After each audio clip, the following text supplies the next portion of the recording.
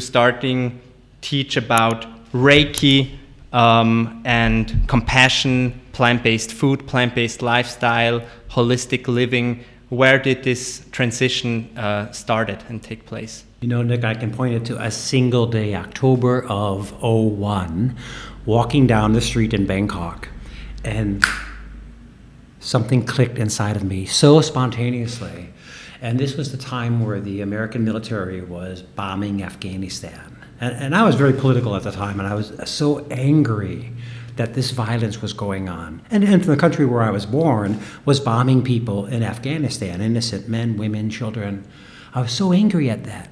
But I never realized how violent I am when I sit down and have some pork or a chicken or a fish or a cow. I never saw that as violence. I saw that as breakfast, lunch, dinner. And I'm walking down the street coming home from university. This is in '01.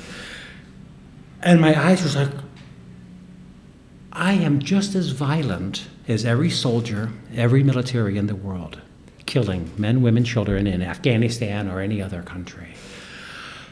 And I went vegetarian. I thought, I can't eat animals anymore. That is an act of violence. That was the first thing that really started me on this plant-based path. Wow, that's very deep, very powerful.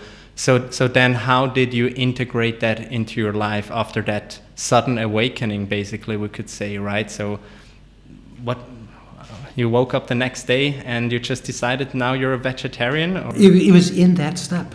If we were on a Sok Road in Bangkok, I could show you basically the same exact square where the world, let's say the world was in black and white, and suddenly it was in color. I'm like, I have got to change. I can't do this. I cannot sit here and blame the military while I myself am eating pigs and chickens.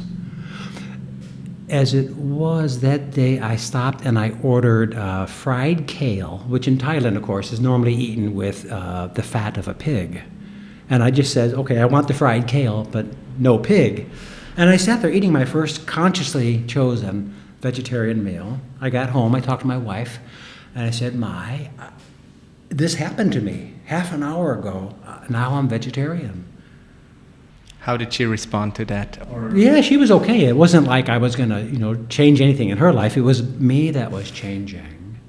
Actually, I continued eating animals from the sea for another 6 or 12 months. I deluded myself that it was okay to eat animals from the sea for about a year. So I'd eat fish and squids and all that kind of stuff. And step by step, I realized I can't eat a squid. That's an act of violence. I can't eat prawns. That's an act of violence. I can't eat a fish. That's an act of violence.